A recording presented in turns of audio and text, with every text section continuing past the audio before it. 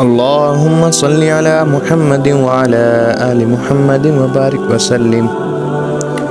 جب یوسف علیہ السلام نے اپنے بھائی بنیامین کو اپنے پاس ٹھہرایا اور بھائی پریشان ہوئے کہ وہ کس طرح اپنے والد کے پاس جائیں، اور انہوں نے سوچا کہ وہ اپنے والد کو کیا کہیں۔ انہوں نے والد کو تکلیف دی گزشتہ کل یوسف علیہ السلام کے بارے میں، اور کیا آج وہ انہیں تکلیف دیں بنیامین کے بارے میں۔ بڑے نے تو یعقوب علیہ السلام کے پاس جانے سے انکار کر دیا اور بھائیوں سے کہا، تم اپنے والد کے پاس لوٹ جاؤ اور کہو، اے ابا جی، آپ کے لڑکے نے چوری کی ہے اور ہم غیب کی حفاظت کرنے والے نہ تھے، اور اس کا ہمیں کیا پتہ تھا۔ اور جب یعقوب علیہ السلام نے یہ قصہ سنا تو جان لیا کہ بے شک اس میں اللہ کی قدرت ہے، اور بے شک اللہ اس کا امتحان لے رہے ہیں۔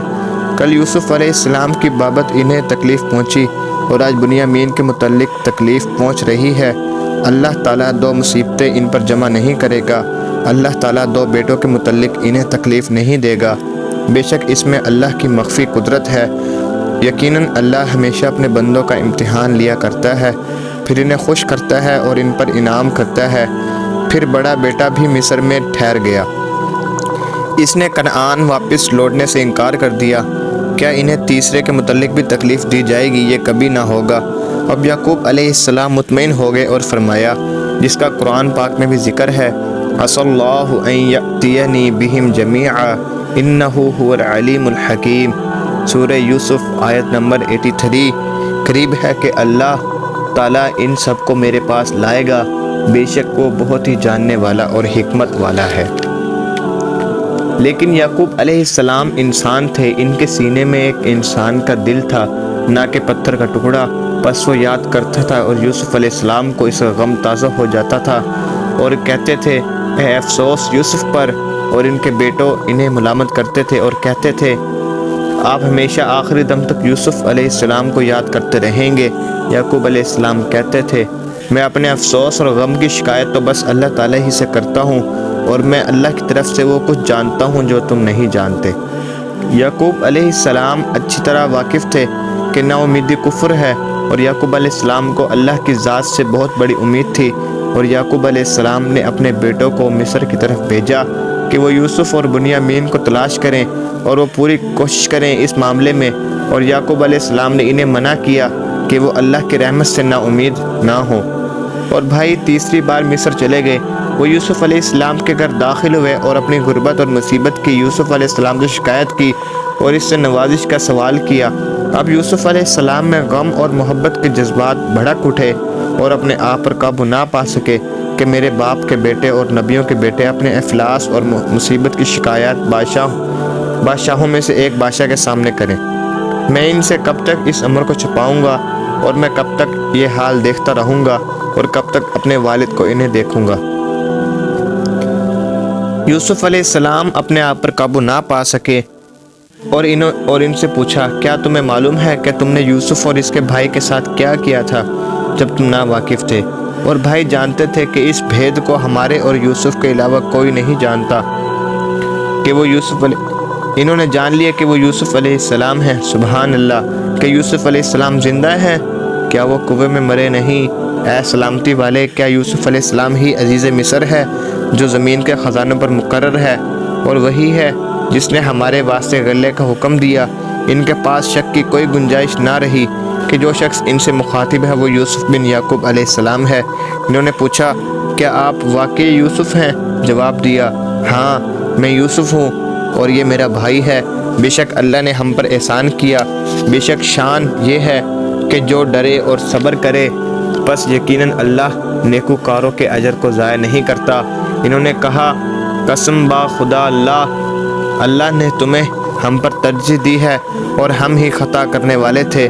اور یوسف علیہ السلام نے انہیں ان کے فعل پر کوئی ملامت نہ کی، بلکہ کہا، اور تمہاری مغفرت کرے گا، وہ سب رحم کرنے والوں سے زیادہ رحم کرنے والا ہے۔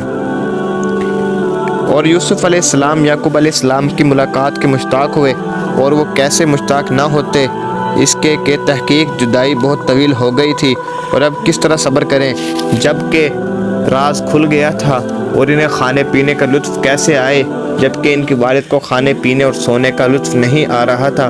راز کھل گیا تھا، راز ظاہر ہو گیا تھا، اور اللہ نے یعقوب علیہ السلام کی آنکھ کو ٹھنڈا کرنا چاہا، اور یعقوب علیہ السلام زیادہ رونے اور غم کی وجہ سے نابینا ہو چکے تھے۔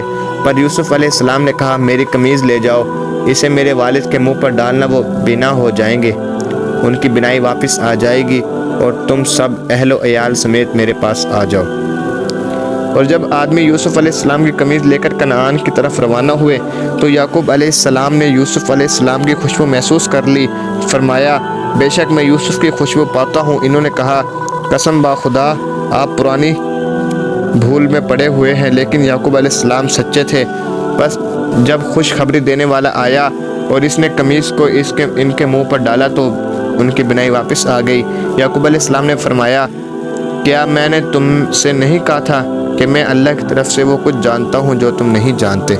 انہوں نے کہا اے ہمارے باپ، ہمارے گناہوں کی مغفرت طلب کیجیے، بے شک ہم خطا کار ہیں۔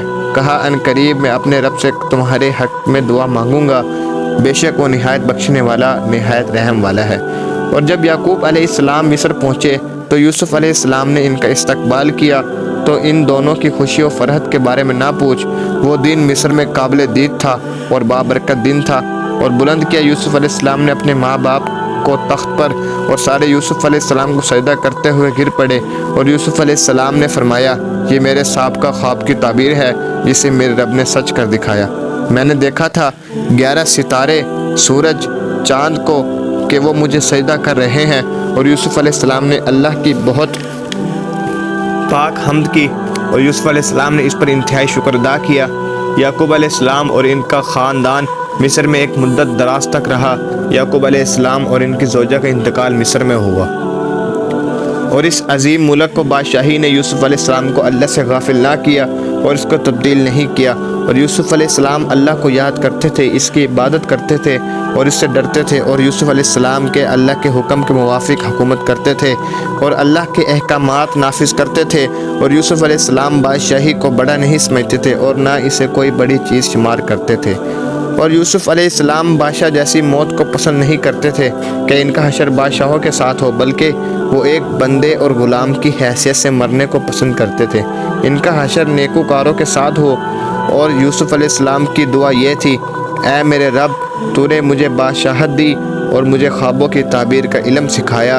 اے زمین و آسمان کے پیدا کرنے والے، دنیا اور آخرت میں تو ہی میرا وکیل ہے، مجھے مسلمان ہونے کی حالت میں وفات دے اور مجھے نیکوں کے ساتھ ملائے، مسلمان ہونے کی حالت ملا دے۔ اور اللہ تعالیٰ نے انہیں مسلمان ہونے کی حالت میں وفات دی اور انہیں ان کے آبا ابراہیم علیہ السلام اور یعقوب علیہ السلام کے ساتھ ملا دیا۔ ان پر اور ہمارے نبی صلی اللہ علیہ وآلہ وسلم پر درود و سلام ہو۔ یہاں پر واقعہ مکمل ہوتا ہے۔ آپ ایک دفعہ درود شریف پڑھ لیں، اللہم صلی علی محمد وعلی آل محمد وبارک وسلم۔ اللہ پاک ہم سب کا حامی و ناصر ہو۔ مزید ایسی ویڈیوز دیکھنے کے لیے پلیز ہمارے چینل کو سبسکرائب کریے تاکہ ہر آنے والی ویڈیو آپ کو انشاءاللہ پہنچتی رہے۔ اجازت دیں، اللہ حافظ۔